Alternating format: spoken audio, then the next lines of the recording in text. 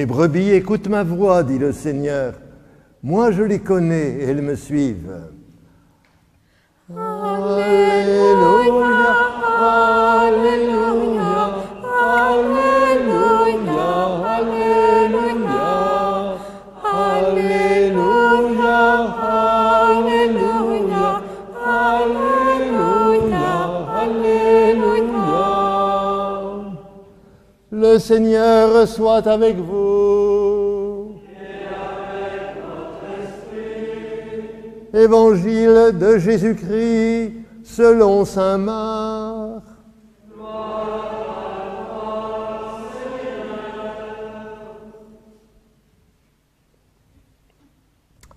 En ce temps-là, après leur première mission, les apôtres se réunirent auprès de Jésus et lui annoncèrent tout ce qu'ils avaient fait et enseigné.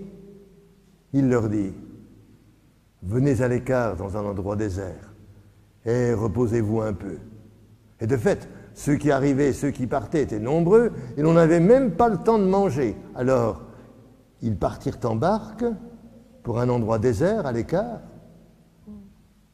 Les gens les virent s'éloigner et beaucoup comprirent leur intention.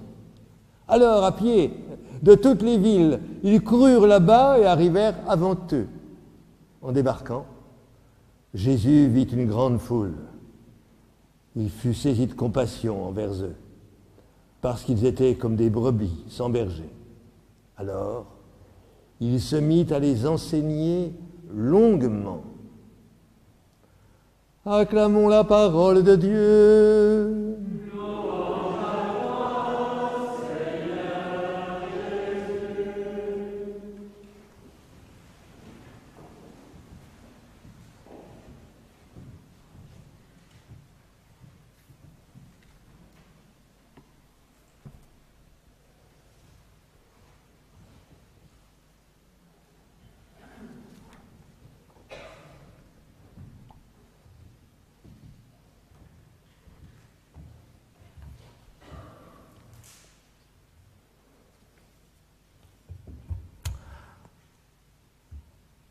Jadis, j'allais presque dire naguère, tout le monde connaissait ce slogan publicitaire.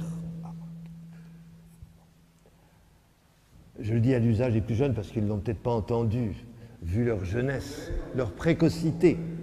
Voilà. La pile Vondaire ne s'use que si l'on s'en sert.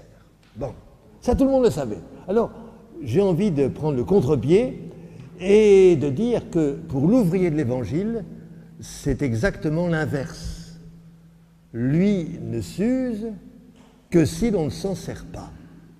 Ou si vous préférez, si lui-même a au moins l'impression de ne plus servir à rien.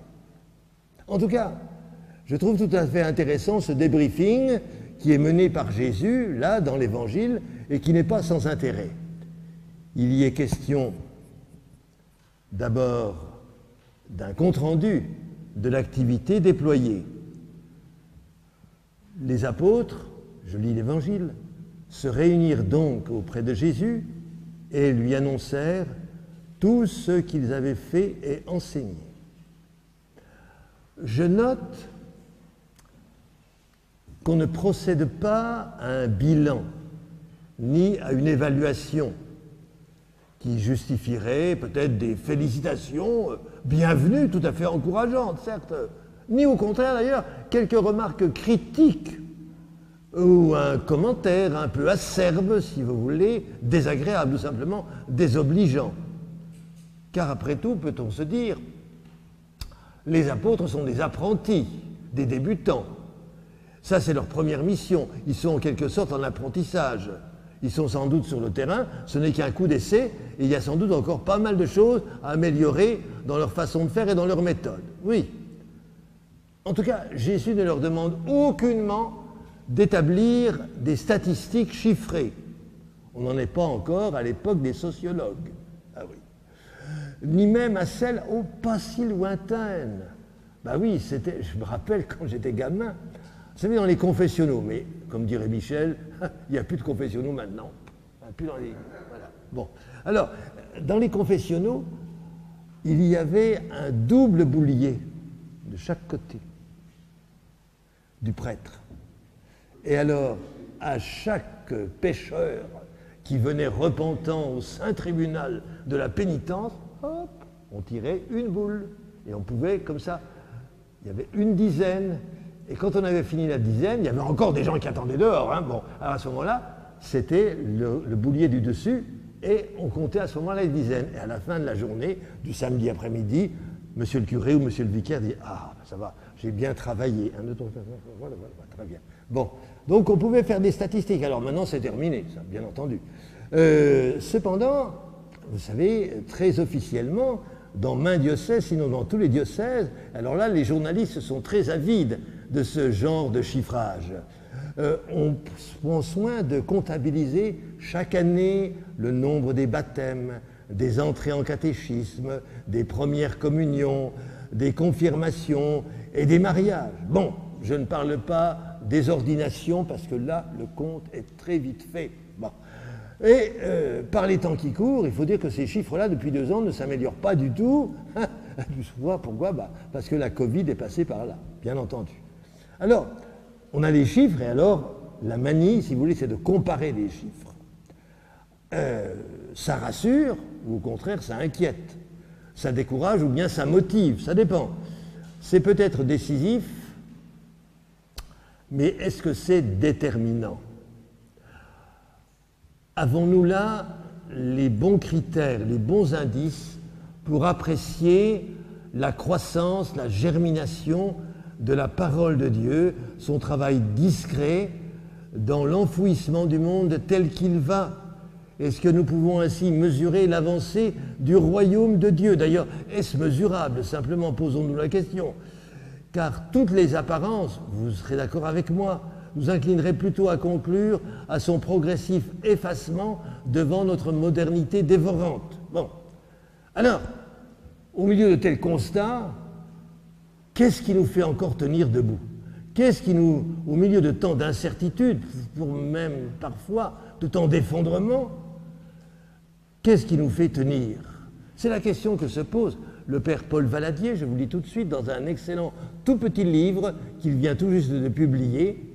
Et sa réponse est claire, ce ne sont pas les chiffres, ce ne sont pas les statistiques, ce n'est pas les courbes et les diagrammes de croissance qui nous font tenir, qui suscitent notre persévérance, c'est l'espérance vive. Qu'est-ce que ça veut dire? Bon, revenons à l'Évangile. Jésus les a donc écoutés, ces 12 qu'il a envoyés en mission. On peut dire que c'est un bon patron.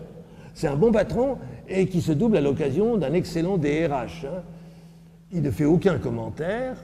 Bon, simplement, il constate ce qui est un incontournable de notre condition humaine. Ah oui, c'est bien tout ce que vous avez fait, les petits gars, mais vous êtes fatigués et vous avez besoin de vous reposer. Ah, que voilà une parole agréable à entendre, et elle fait partie de l'Évangile. Hein. Il leur dit, venez à l'écart dans un endroit désert et reposez-vous un peu. Il y a en effet, sachez-le, il n'y a que Dieu qui soit infatigable. C'est dit d'ailleurs en toutes lettres dans l'Évangile de Saint Jean, c'est au chapitre 5. Là, Jésus vient de guérir, de remettre debout. Ah, mais seulement c'est un jour de Shabbat, alors ça ne va pas, bien sûr. Bon. Il vient de remettre debout un paralysé à la piscine de Bethesda, c'est pas loin du temple, à Jérusalem. Et qu'est-ce qu'il dit aux autorités sourcilleuses qui disent « Qu'est-ce qu'il a fait là? Un jour de Shabbat, on n'a pas le droit. » Alors Jésus leur répond « Mon Père est toujours à l'œuvre, et moi aussi, je suis à l'œuvre. Amen, amen, je vous le dis, le Fils ne peut rien faire de lui-même, il fait seulement ce qu'il voit faire par le Père. Ce que fait celui-ci, le Fils le fait pareillement. » Dieu est infatigable. Ah, il en a de la chance, hein. Mais pourquoi? Parce que pour lui, le travail est une fête. Ce n'est pas une laborieuse besogne, c'est un ouvrage. Un ouvrage, oui. Dieu est un artisan, même s'il travaille à très grande échelle, à l'échelle du monde entier. Mais je dirais même plus qu'un artisan, c'est un artiste. Mais nous n'en sommes pas tout à fait au même point, au même niveau. Le repos nous est nécessaire, d'ailleurs lui-même, le Créateur, a bien vu les choses, et il a préparé pour ça une institution spéciale, le Shabbat, ce jour de repos dans la pratique de la communauté juive qui s'est glissée lentement vers notre dimanche, à nous autres, communauté chrétienne, et puis qui s'est généralisée, avant que le Shabbat d'ailleurs reprenne ses droits désormais dans notre inaliénable, notre intouchable week-end, les 2 jours désormais, ensemble. Le repos nous est nécessaire, c'est vrai, pour nous refaire, pour nous remettre, pour nous retrouver, chacun soi-même, afin d'être enfin à la hauteur, pour un petit bout de temps, et bien tenir notre rôle.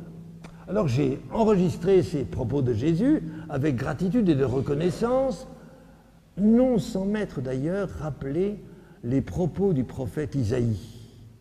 C'est au chapitre 40. Là, le serviteur, un coup de blues, enfin, il ne sait plus pourquoi il est là, il est le serviteur de Dieu, il a une mission, ça ne marche pas, mais à quoi ça sert que je m'obstine? Et alors il s'interroge. Alors Dieu lui répond ceci. Tu ne le sais donc pas? Tu ne l'as pas entendu? Mais le Seigneur est le Dieu éternel. Il crée jusqu'aux extrémités de la terre. Il ne se fatigue pas, ne se lasse pas. Son intelligence est insondable. Il rend des forces à l'homme fatigué. Il augmente la vigueur de celui qui est faible. Les garçons se fatiguent, se lassent. Et les jeunes gens ne cessent de trébucher. Mais ceux qui mettent leur espérance dans le Seigneur trouvent des forces nouvelles. Ils déploient comme des ailes d'aigle. Ils courent sans se lasser, ils marchent sans se fatiguer. Moi je dis, ils en ont de la chance. Et donc, revenons à l'Évangile, on met donc rapidement au point un plan de bataille. Ils partirent en barque dans un endroit désert. Une décision, vous allez me dire, toute pratico-pratique. Hein. On va se mettre au vert, en quelque sorte, quoique le vert, il n'y en a pas beaucoup, dans la région là-haut en Galilée. Mais peut-être quand même un peu plus. Parce que jusqu'ici, dans le déroulement de l'Évangile, le désert, c'était l'endroit privilégié pour Jésus. C'est là qu'il se retirait dans l'intimité de la prière pour retrouver son Père qui lui donnait vigueur et force nouvelle. Alors, que faisait-il pendant ces longues nuits dans la solitude du désert? C'est là une question indiscrète, mais j'avoue que j'aime beaucoup la réponse tout à fait succulente d'un maître qui fut un grand théologien il n'y a pas si longtemps que ça, le père Gustave Vardonnet, à qui on posait la question, mais qu'est-ce que faisait Jésus pendant la nuit quand il était tout... Bon. Et père Vardonnet répondait, oh c'est simple, il comptait les cailloux et il regardait les étoiles. Voilà. C'est une manière de prier. C'est une manière de prière. Voilà. Alors, en emmenant les 12, je me dis, dans un endroit désert, ne serait-ce pas un peu de sa propre vie personnelle, de sa vie secrète, qu'il voudrait leur faire partager? Mais ce plan, vous l'avez entendu, va échouer. Pourquoi? Car les gens les virent s'éloigner et beaucoup comprirent leur intention. Et alors, à pied de toutes les villes, ils coururent là-bas et arrivèrent avant eux. Ah. Moi, ce qui me fait plaisir dans cette remarque de l'évangéliste, c'est de constater que les gens, comme on dit, les gens, ça, c'est une expression qui est quand même peu flatteuse en général. Les gens ne sont pas idiots. Ah oui. Ils devinent la manœuvre. Et ils vont trouver les moyens pour prendre Jésus de vitesse. Il y a visiblement un magnétisme de Jésus. Jésus fait du bien. Ça se sait, et c'est tant mieux. Et je me demande si on ne retrouverait pas un peu de ce rayonnement bienfaisant dans l'activité des missionnaires qui, jadis, avaient l'habitude de distribuer généreusement aux populations autochtones auxquelles ils étaient envoyés, tout simplement des biens de consommation très ordinaires, mais qui donnaient quand même quelque confort à la vie de tous les jours. Et un bon exemple, tenez, figurez-vous, Charles de Foucault. Alors quand on lit sa correspondance, quand il était au Sahara, c'est étonnant. Il commande à sa famille et à tous ses correspondants en Europe des kyrielles d'épingles à nourrice. Pourquoi il a besoin d'épingles à nourrice? Ah oui, pourquoi? C'est parce qu'il avait remarqué que c'était un bon moyen d'amadouer les femmes touaregs, qui appréciaient hautement ce très modeste matériel pédiatrique, pourrait-on dire. J'ajoute quand même que dans les mêmes bons de commande, il avait l'habitude de demander des boîtes de chocolat Van Houten, à son propre usage, bien sûr, hein. Et puis quand même, parce qu'il faut nourrir les esprits et les âmes, carrément un exemplaire de la Somme théologique de saint Thomas d'Aquin dans la toute nouvelle édition léonine qui venait de paraître à Rome. Ça, il fallait quand même avoir une famille fortunée pour pouvoir répondre à de telles exigences. Voilà. Alors je reviens avec vous maintenant, après ce petit détour par le Sahara, je reviens sur la rive du lac de Tibériade. La foule qui s'est amassée là, bien entendu, elle n'attend pas des épingles à nourrice, ni même du lait condensé. En débarquant, Jésus vit une grande foule, il fut saisi de compassion envers eux, parce qu'ils étaient comme des brebis sans berger. Jésus saisit d'emblée, tout de suite, d'intuition, ce qu'elle leur demande. C'était une demande vitale, une demande urgente.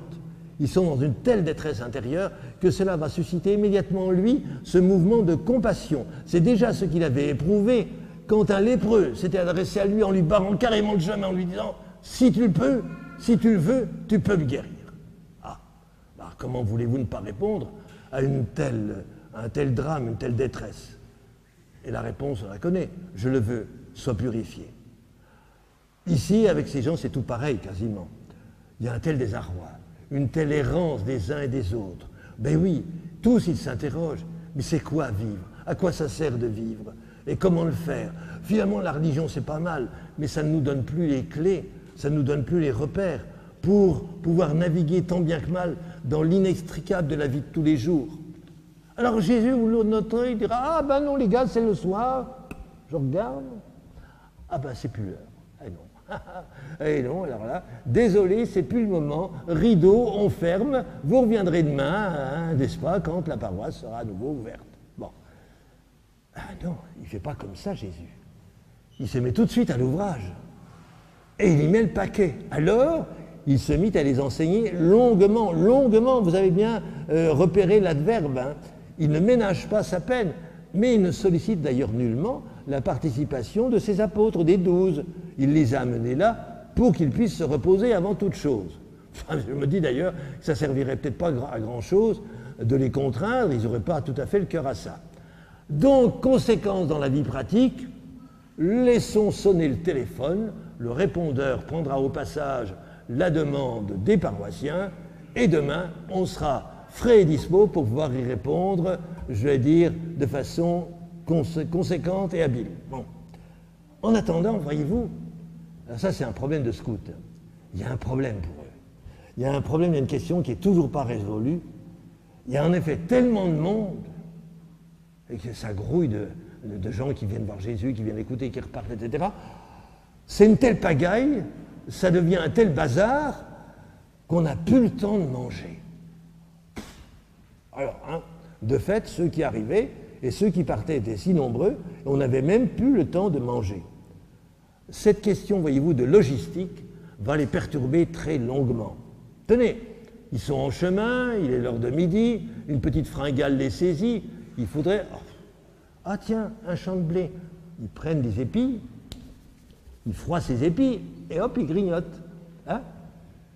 Seulement voilà, dans les parages, ils n'avaient pas vu, il y a des pharisiens. Les pharisiens qui sont ces observants fidèles, et ces observateurs plus encore. Et hop, ça vous fait un incident diplomatique, bien entendu. Bon. À un autre moment, ils retraversent le lac en barque, et ils discutent entre eux. Ils sont drôlement embêtés parce qu'ils n'ont pris comme provision pour la journée qu'un pain. Ils sont quand même 12, 13. Alors ils discutent, ils râlent, ils réclament. Alors Jésus les enguirlande correctement, en disant qu'on va Vous ne vous souvenez pas? Est-ce qu'on n'a jamais manqué de quelque chose? Ben non, c'est vrai, Seigneur. Bon. Quand ils traverseront la Samarie, ça c'est dans l'évangile de Saint Jean, c'est au chapitre 4, et que Jésus, qui est fatigué, ah oui, ça lui arrive à lui aussi, il est fatigué, il faut qu'il se repose. Bon, il a beau avoir 30 ans, il se repose. Là, il est au puits de Jacob, il s'assoit sur la margelle, et c'est là qu'il va rencontrer la fameuse Samaritaine. Bon. Alors eux, les disciples, les apôtres, là, ils vont faire les courses au Franprix ou au Monoprix de la ville voisine. Et quand ils reviennent, ils sont tout fiers de leur commission, n'est-ce pas? Ils ont leur sachet, leur... Bon. Et ils sont quand même surpris quand Jésus leur dit « Ah, moi j'ai de quoi manger, c'est une nourriture que vous ne connaissez pas. » Quoi? J'ai une nourriture que vous ne connaissez pas. Mince alors, se disent-ils. Il aurait donc appelé la plateforme Deliveroo, je ne sais pas, où il aurait rencontré un livreur de chez Uber Eats. Bon. Mais non, les gars, non, pas du tout. C'est une nourriture inconnue, il vous le dit bien. Aussi inconnue que cette eau vive que Jésus vient tout juste de promettre à la Samaritaine. Et ça la réjouit, elle. Mais attendez donc un tout petit peu, les gars. Dimanche prochain, vous allez devoir comprendre ce qu'il en est de cette nourriture inconnue.